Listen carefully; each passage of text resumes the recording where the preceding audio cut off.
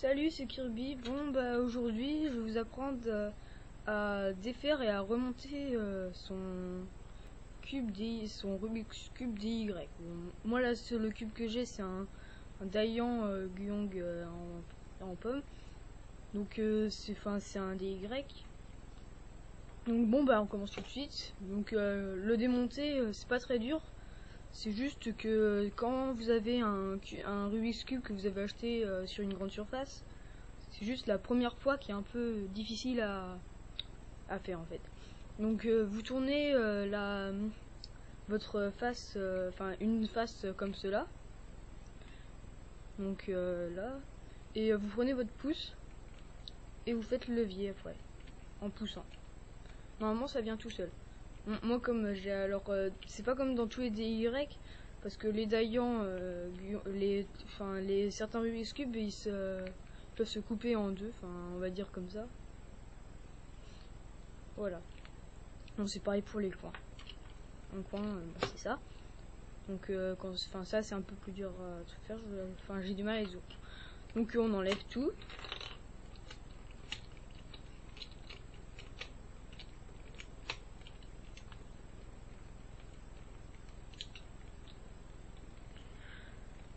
Si j'y arrive surtout. Voilà, tac. Voilà. Donc alors quand on a enlevé ça, on peut regarder que sous un centre, hein, le DY, c'est une vis, donc elle est assez réglable. Si vous la serrez trop, vous aurez beaucoup de mal à tourner le Rubik's Cube. Sauf que votre Rubik's Cube il popera plus. C'est-à-dire que quand vous faites le Rubik's Cube, des pièces, quand vous irez popper, c'est une pièce qui s'en va quand vous résolvez votre Rubik's Cube. Donc mais si vous la serrez pas assez, ça va popper, ça va même pas popper, ça va exploser même. Donc faut trouver un bon réglage. Moi j'aime bien quand c'est pas trop serré en fait, quand ça pop un peu, mais pas trop.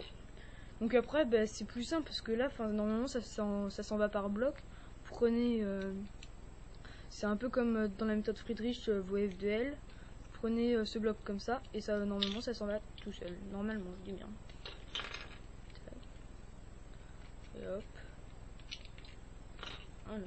Donc vous faites ça pour tous. Et puis maintenant, normalement, il vous resterait que votre croix, une croix. Et puis là, vous avez juste enlevé ça, sans suivre. Donc alors, dans cet inventaire, qu'est-ce qu'il y a? Donc déjà, vous avez dans votre Rubik's Cube, qu'est-ce que vous avez? Là, vous avez vos 6 centres. Donc avec en dessous avec une vis, si vous avez un DY. Donc voilà, je le mets là. Après vous avez normalement 12 arêtes. Une arête c'est un petit cube composé de deux côtés. Donc attendez que je les trouve.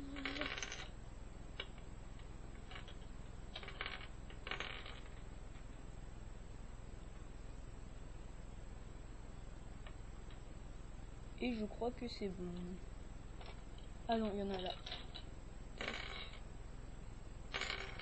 Et voilà, là il y a les 12 arêtes. Donc 1, 2, 3, 4. Attendez.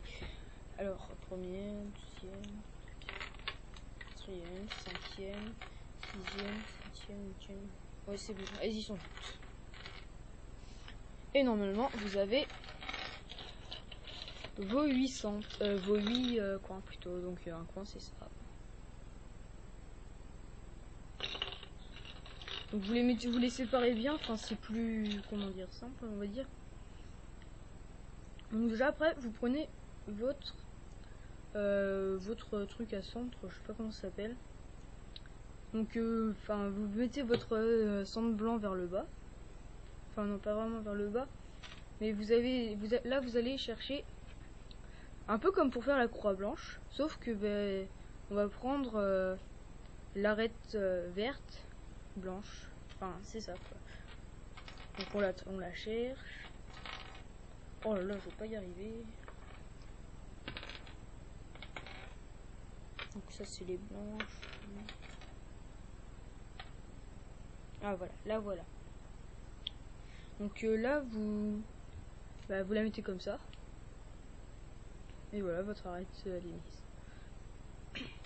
Donc vous cherchez les autres. Donc là la bleue.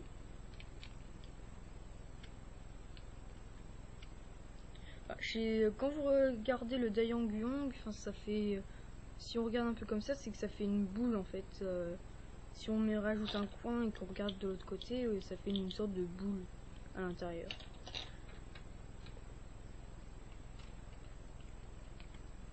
Donc l'arête, cette arête.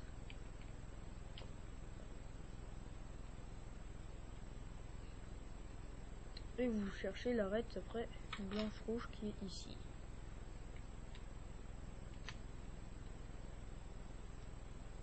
Bon.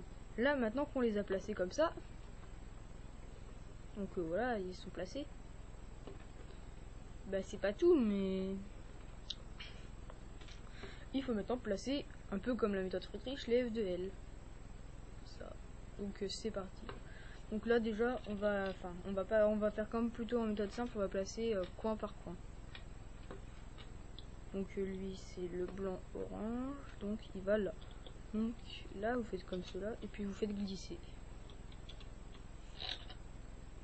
Là le blanc rouge et bleu plutôt.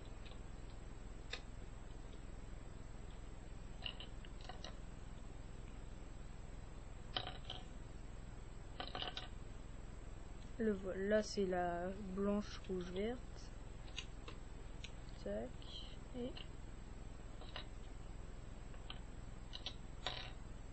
Et la dernière, donc celle-là.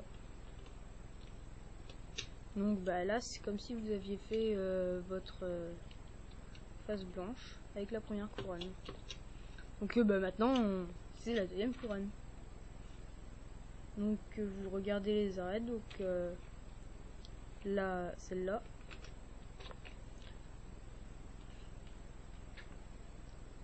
Donc on prend une autre arête.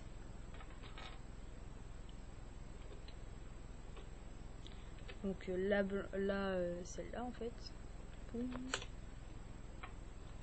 Celle-là.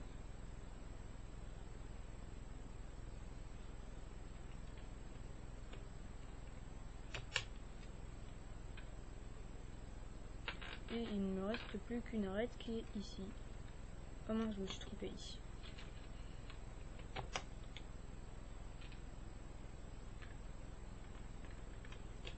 Et là, votre deuxième couronne est recomposée. Bon, maintenant, par contre, on attaque la dernière phase. Donc, normalement, il doit vous rester ça. Alors, 4 arêtes. Oula. Donc, 4 arêtes et 4 coins. Donc, là, on va prendre le Rubik's Cube comme cela. C'est plus simple. Et on va tourner plutôt celui-là pour en faire une sorte de losange, on va dire. Ce sera toujours un triangle, mais on va le prendre en forme de losange. De cerf-volant plutôt. Donc là, déjà on va placer une première arête. Donc l'arête orange. Donc on la met comme ça. Donc voilà, donc l'arête, on laissera toujours comme ça, par contre le cube une fois comme ça. Après, on va prendre ce coin.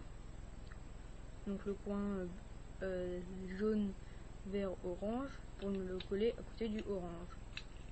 Parce que quand on va tourner, normalement ça devra faire ça. Donc voilà. Après on prend l'arête verte et orange. Verte et jaune plutôt. Donc là on obtient ça. Normalement si on retourne. Donc on va prendre après ce coin. Donc vert, jaune, rouge.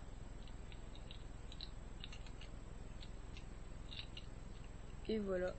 Donc on le met là. On prend l'arête rouge et jaune, on la met là. Donc là il nous reste plus que ça à faire, que 3 blocs à placer.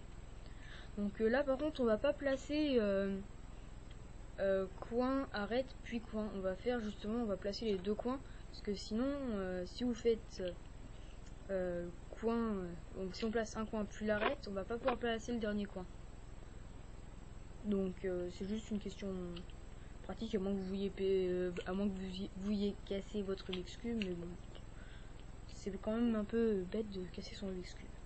Donc là vous placez vos deux derniers coins. Voilà, et là vous placez la dernière arête. Et vous n'avez plus qu'à tourner d'un quart de tour et votre Rubik's Cube est recomposé.